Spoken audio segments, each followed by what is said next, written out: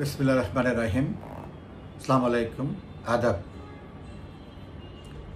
আজকে আমি কথা বলবো অর্থনীতির কিছু বিষয় নিয়ে এবং ফারাক্কা বাদে ভারতের সাথে আমাদের কি সমস্যা, ছোট করে তার একটু কথা বলবো। তার আগে আমি দুঃখের সাথে জানাচ্ছি যে আমাদের বাংলাদেশ ছাত্রলীগের সংগ্রামী সভাপতি সাদ্দাম হোসেনের পিতা বীর মুক্তিযোদ্ধা জনাব আমিনুল হক সাহেব গতকাল রাতে শেষ নিঃশ্বাস ত্যাগ করেছেন। ইন্না লিল্লাহি ওয়া ইন্না ইলাইহি রাজিউন। আমি তার মৃত্যুতে শোক প্রকাশ করছি এবং সাদ্দাম সহ তার পরিবারের সবার প্রতি সমবেদনা জ্ঞাপন করছি এবং আল্লাহ রাব্বুল আলামিনের কাছে প্রার্থনা করছি তার প্রতি যেন শান্তি বর্ষণ করেন, তাকে যেন বেহেশতের নসিব করেন।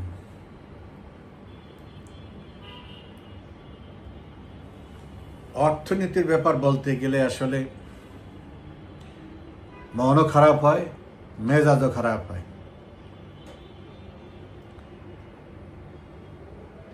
দেখেন, সারা পৃথিবীতে জিনিসপত্রের দাম 13 থেকে 15% পর্যন্ত কমে আসছে। মানে আমরা যেসব জিনিসগুলো সচরাচর আনি, যেগুলোতে ট্যাক্সেবল আইটেম, লাইক সয়াবিন তেল, পাম অয়েল, চিনি, গম, এগুলো তো মেজর আইটেম, যেগুলোতে আমাদের বাজারের সবচেয়ে বেশি নিত্য প্রয়োজনীয় জিনিসের মধ্যে প্রয়োজন। এই জিনিসগুলোর দাম কিন্তু অনেক কমে গেছে বিশ্ব বাজারে, কিন্তু আমাদের বাজারে এগুলির দাম বাড়ে নাই। এবং গত মাসে এই দুর্নীতিবাজ বাণিজ্য উপদেষ্টা প্রতি লিটার 14 টাকা করে সয়াবিন তেলের দাম বাড়িয়েছে।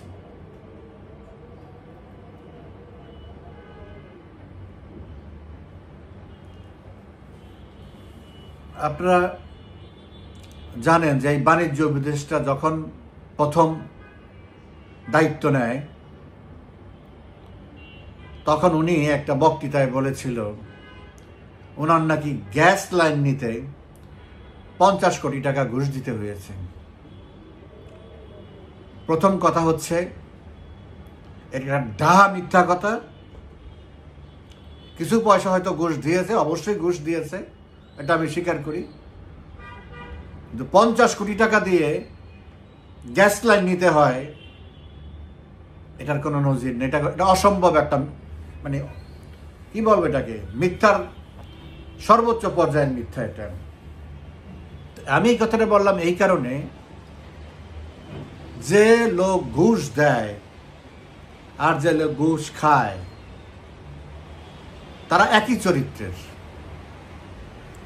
আইনের দৃষ্টিতে তারা উভয় অপরাধী, নীতি নৈতিকতার দৃষ্টিতে তারা উভয় দোষে দুষ্ট। তো সেই বশির এই যে বিদেশে দাম কমে যাচ্ছে, দেশে দাম কমতেছে না, এটা হলো কেন হচ্ছে? এটা হলো যে কিছু কিছু আইটেম আছে, বিশেষ করে খাদ্যপণ্য, যেটা হাতে গোনা 7-8 জন ব্যবসায়ী করে। যেমন চিনি, সিলেক্টেড কয়েকজন ব্যবসায়ী আছে, এরা এই চিনিটা আনে, এদের নিজেদের রিফাইনারি আছে, নিজেরা আনে, নিজেরা এগুলি করেন। আমি কারো নাম বলতে চাই না, সবাই জানেন যে কারা এগুলি করে। সয়াবিন তেল, পাম অয়েল, এগুলো আনার এটাও কমন। চিনি, গম, আমি 3টা নাম বললাম, বিশেষ করে এরকম আরো 10টা আইটেম আছে, 12-20টা আইটেম আছে। তো এইটা একটা মনোপলি তাদের মধ্যে, তারা যা চাইবে, যেভাবে চাইবে সেইভাবেই হয়। কেন হয়? বশির যেহেতু নিজেই দুর্নীতিবাজ, ওই সিন্ডিকেট থেকে তাকে তার পকেটের টাকা দেওয়া হয় যে আপনি বাড়ায়েন না, এই দিলাম আপনাকে।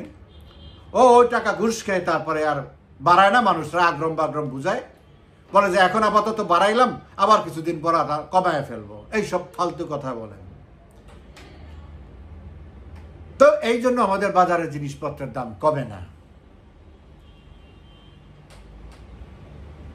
এখানে হলো জিনিসপত্রের দাম না কমার, এরা হলো দুর্নীতিবাজ কাকে বলে, এরা হলো এই কাজ করে। তো বাজারে জিনিসপত্রের দাম কি আছে আমার চেয়ে আপনারা ভালো জানেন, এটা নিয়ে আমি বিস্তারিত আলাপ করতে চাই না। তারপরেও তারা ওই মাস শেষে একটা মাসের, গত মাসে কত ইনফ্লেশন কত হলো, মূল্যস্ফীতি কত হলো, সেটা তারা কমায় কমায় বলে।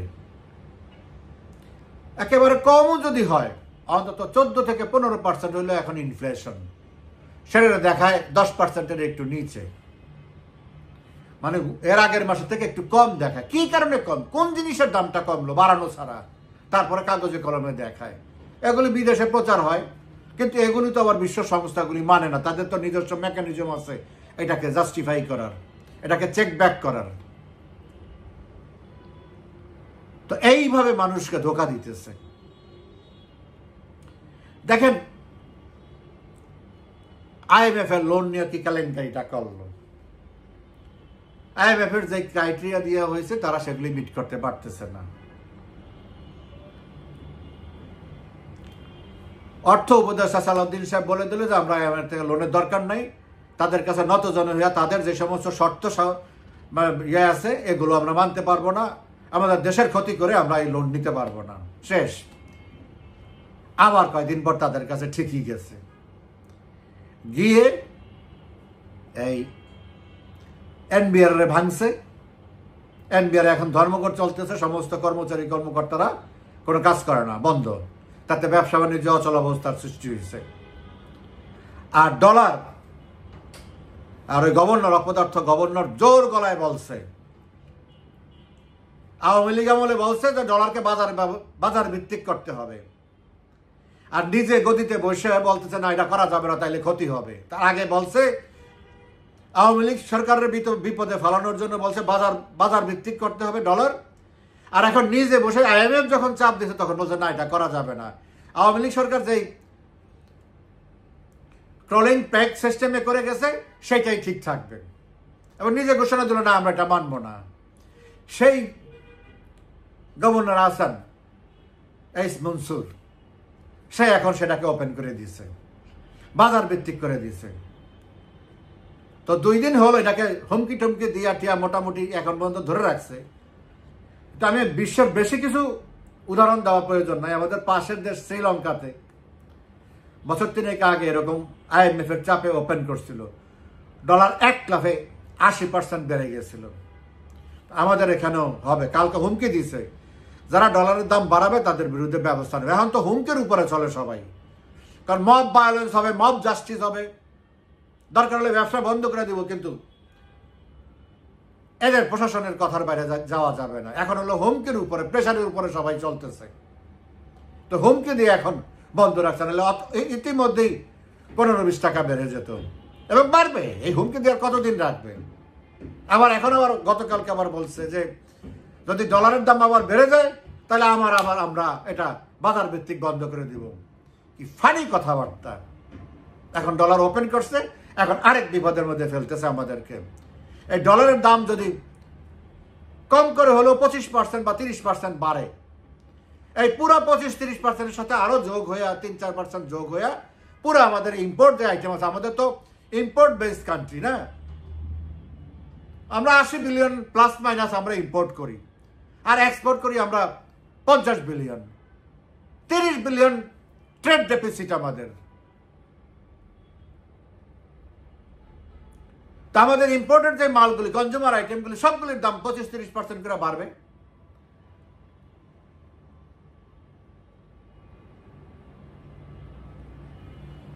যত পার্সেন্ট ডলার বাড়বে তার থেকে আরো 1% প্লাস সেটা বাড়বে।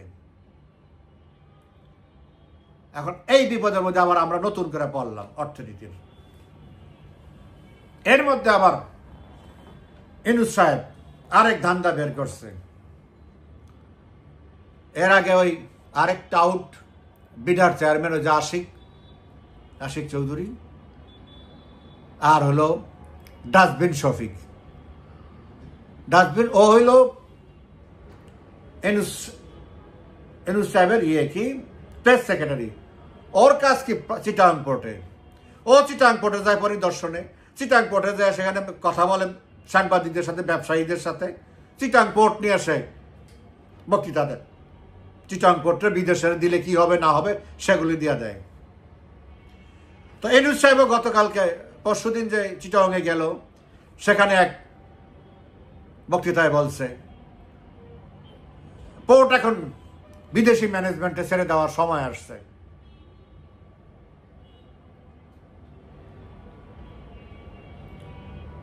একবার বিএনপির সময় এরকম মাথাচাড়া দিয়েছিল, মহিউদ্দিন চৌধুরী থাকার কারণে তখন আর সেটা করতে পারে না।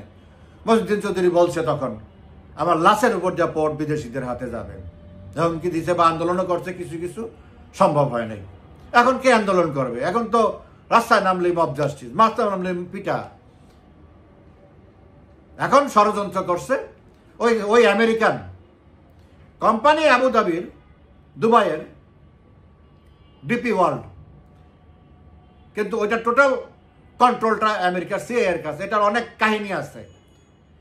তারা এইটা পোর্ট ম্যানেজমেন্টটা নিয়ে এখানে এই আরাকানের মধ্যে যত অস্ত্র মস্ত্র যা আছে ওই 10 ট্রাকের মতো, এগুলি সব আগে যেমন 7 সিস্টারের ডিস্টার্ব করার জন্য বিএনপি জামাতে সরকারের সময় কত ট্রাক গেছে আল্লাহ জানা, ধরা পড়ছে তো 10 ট্রাক, তার আগে যে কত ট্রাক গেছে তা তো জানা নাই। সেইভাবে এখন পোর্ট ট্রাকের নিয়ন্ত্রণে নিয়ে, আমেরিকার নিয়ন্ত্রণে নিয়ে তারা এখান দিয়ে যত রকমের অস্ত্র শস্ত্র আছে এদিকে ওদিকে সব সাপ্লাই করবে। এই হলো আমাদের আরেক জাতীয় নিরাপত্তার সংকটের মধ্যে পড়লাম। ইউনূস সাহেব এখন ওকালতি করতে সেটা দিয়ে দিবে যদি এতদিন টিকে থাকে, তাহলে এটাও দেওয়ার একটা ষড়যন্ত্র শুরু হয়ে গেছে।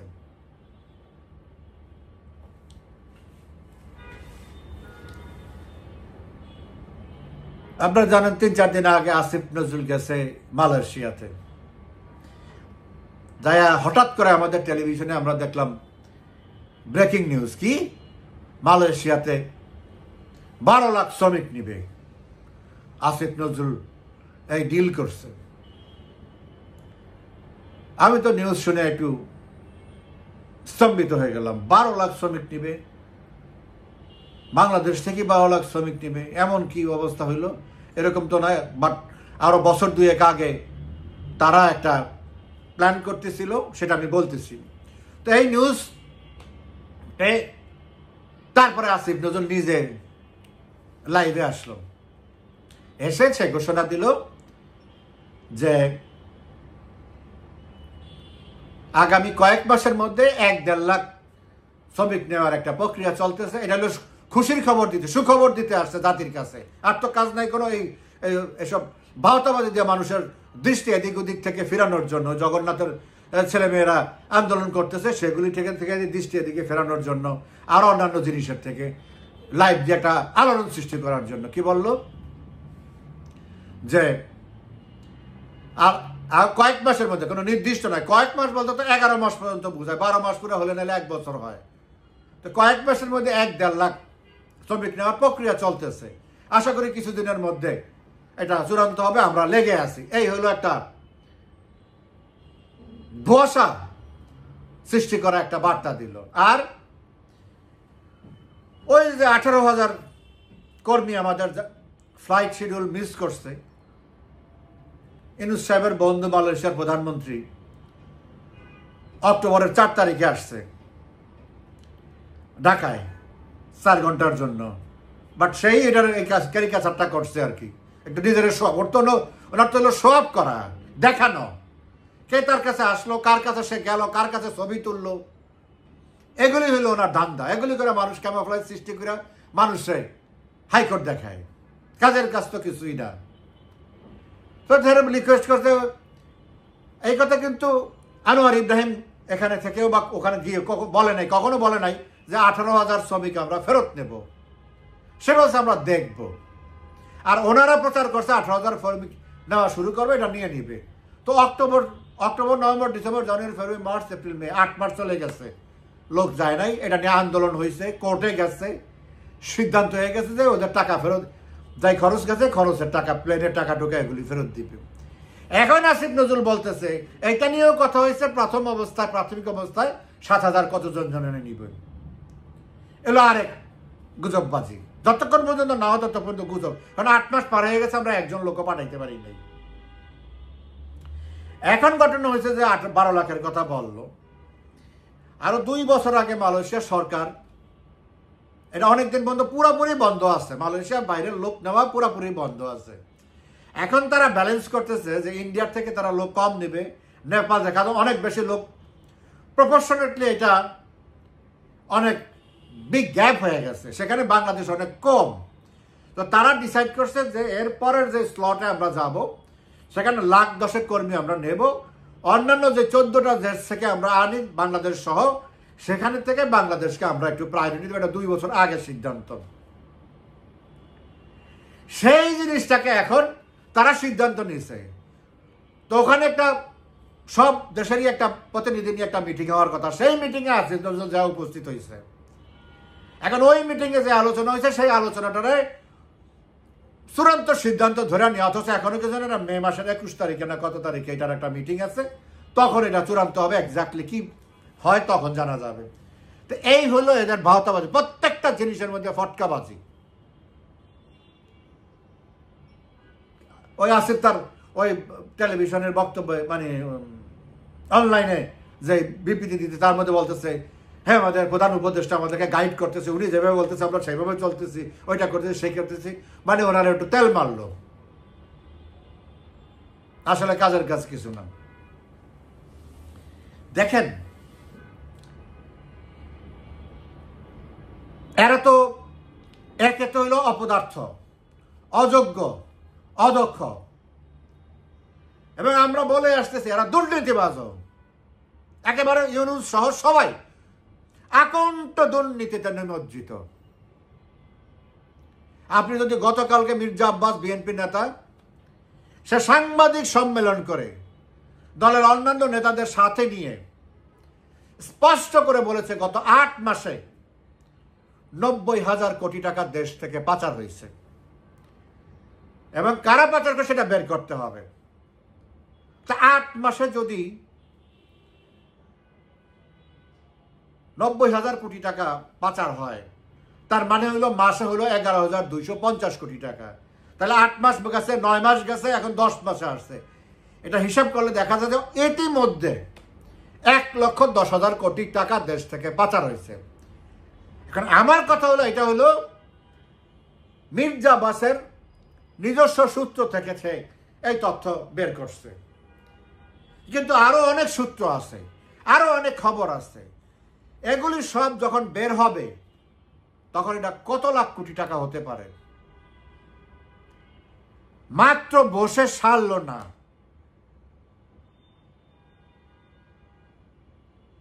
দেশে এখন পর্যন্ত স্ট্যাবিলিটি আসে নাই, কোনো কিছুই ঠিক করে নাই, তার মধ্যে 1.5-2 লাখ কোটি টাকা গায়েব করে ফেলছে, পাচার করে ফেলছে। এখন বুঝেন আমরা কিসের মধ্যে পড়ছি, এরকম একটা দুর্যোগের মধ্যে আমরা পড়ছি, পুরো একটা চোরাবালিতে পড়ছি, আসলে আমরা সব নিঃশেষ হয়ে যাচ্ছি। তবে প্রধানমন্ত্রী স্পষ্ট করে বলেছে সময় আসবে, এবং খুব দ্রুত ইনশাআল্লাহ সময় আসবে, সেই প্রসেস চলতেছে, টাকাও ফেরত দিতে হবে, বিচারও হবে, এতে কোনো মাপ হবে না। শেষ করবো একটা কথা বলে, আজকে 16ই মে, কিছু কিছু দল এই 16ই মেকে ফারাক্কা দিবস হিসাবে পালন করে। কেন? 1976 সালে 16ই মে আমাদের নেতা, সকলের শ্রদ্ধাভাজন নেতা মাওলানা ভাসানী সাহেব ফারাক্কামুখী লং মার্চ করেছে। এই জন্য এটাকে যারা ভারত বিরোধী আমাদের দেশে আছে তারা এটাকে বুঝি করে কিছু একটা করতে হবে, এরকম একটা গ্রুপ আবার আছে। তো সেটাকে কেন্দ্র করে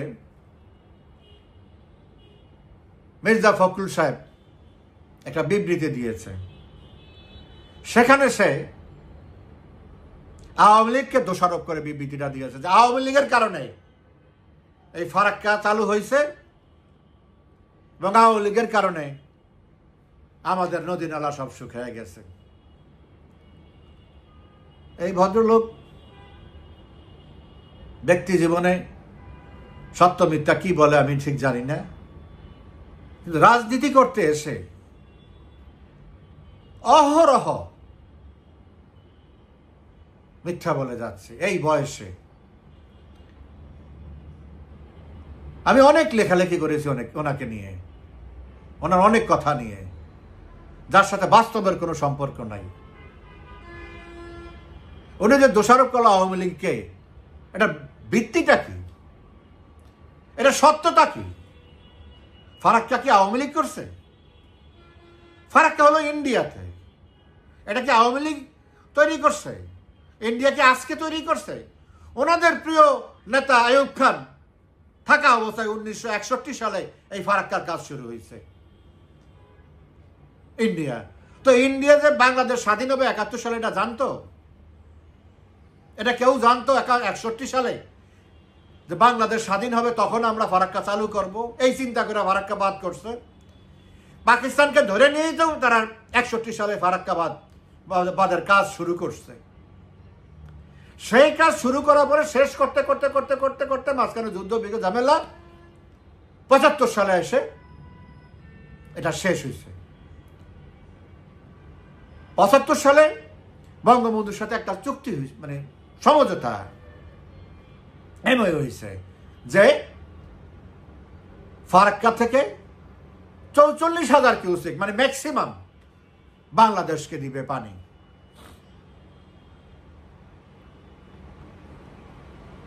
এটা 21শে এপ্রিল 1975 ফারাক্কা দিয়া পানি প্রবাহ শুরু হয়েছে।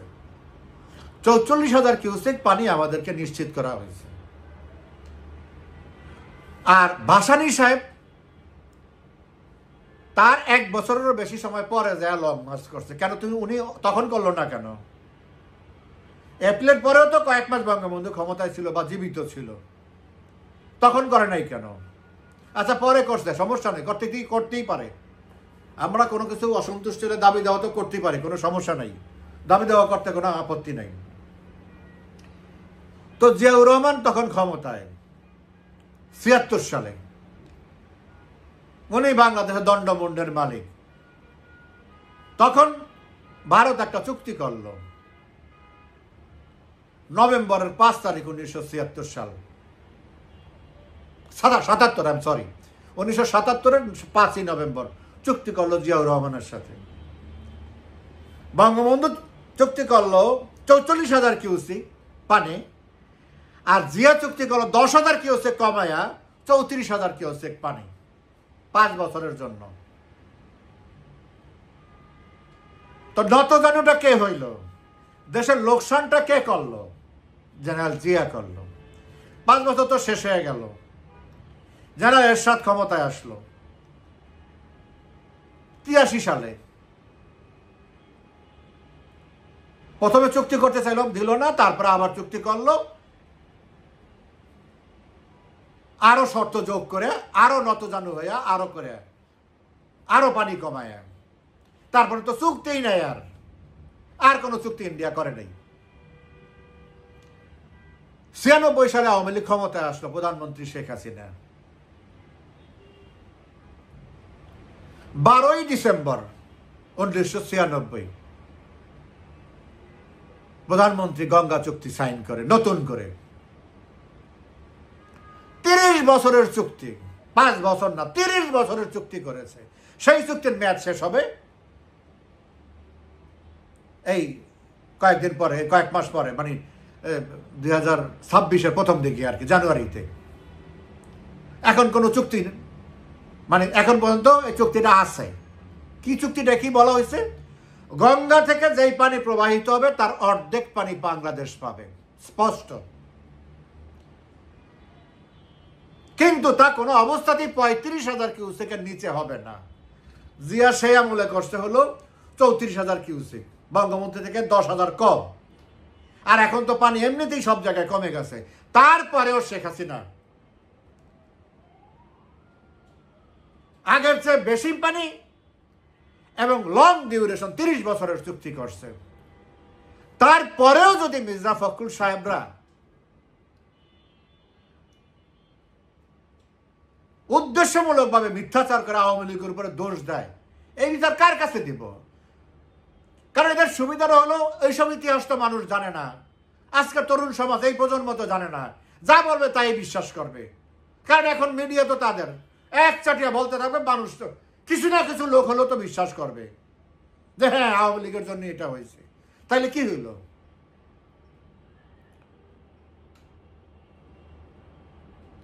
আরেক উপদেষ্টা আজকে গেছে রাজশাহীতে, এইটার একটা মিছিলে বলছে যে ফারাক্কা থেকে আমাদেরকে চুক্তি না করলে আমরা আন্তর্জাতিক আদালতে যাব। তো যাও, ভালো কথা, ফাইট করো, সাহস থাকলে, গার্ডস থাকলে, লেজিটিমেসি থাকলে, লিগ্যালিটি থাকলে, go and fight like Sheikh Hasina. ইন্ডিয়ার সাথে মেলে নাই। Then she went to International Court of Justice for Bay of Bengal. বাংলাদেশের মতো প্রায় কাছাকাছি 1 লক্ষ বর্গ কিলোমিটারের মতো আরেকটা জায়গা, সেখান থেকে সে ভারতের বিরুদ্ধে মামলা করে জিতে আসছে। এই ফখরুল সাহেব প্রথম ধন্যবাদ দিছে, 2 দিন পরে আবার ধন্যবাদ প্রত্যাহার করছে। এরা হলো সেই রাজনীতি করা মানুষ। জীবনে কেউ শুনছে ধন্যবাদ দিয়ে আবার ধন্যবাদ প্রত্যাহার করে? এই ফখরুল সাহেব করছে বিএনপি নেতা। তো এই হলো অবস্থা। আমরা তো, আমার কথা হলো যে ভারত যদি আমাদের কোনো কিছু অন্যায়ভাবে না দেয় বা নিয়ে থাকে, I myself will fight for that. কিন্তু এখন পর্যন্ত এরকম কোনো ঘটনা ঘটে নাই। কেউ বলতে পারবে না একটা ইনস্ট্যান্স দিয়ে যে ভারত এমন একটা জিনিস আমাদের কাছে চেয়েছে, সেটা যেই সরকার হোক গত 55 বছরে, যেটা বাংলাদেশের স্বার্থ বিরোধী। নট এ সিঙ্গেল ইনস্ট্যান্স আর দেয়ার। ভারতের বিরোধিতা করতেই পারে, এটা যার যার চয়েস, কোনো সমস্যা নাই। মিথ্যা কথা অবহেলিত করতেছে, সত্য তো কিছু নাই। তো যাই হোক, এগুলি বললে সারাদিনই বলা যাবে, সবকিছু বলা যাবে। আরেকটা কথা এখন বলবো না, যেহেতু অর্থনীতি নিয়ে বা এইসব নিয়ে কথা বলছি, কথা লম্বা হয়ে গেছে, কালকে বলবো। ইউনূস সাহেবের, যারা ইউনূস সাহেবকে স্তুতি করে আজকে এই পর্যায়ে আনছে, সেই ইকোনমিস্ট কি বলছে, লন্ডনের ইকোনমিস্ট গতকালকের ইস্যুতে, সেটা নিয়ে কালকে কথা বলবো। কালকে শনিবার আন্তর্জাতিক ইস্যুতে তখন কথা বলবো। সেই পর্যন্ত আপনারা ভালো থাকেন, সুস্থ থাকেন। ধন্যবাদ সবাইকে।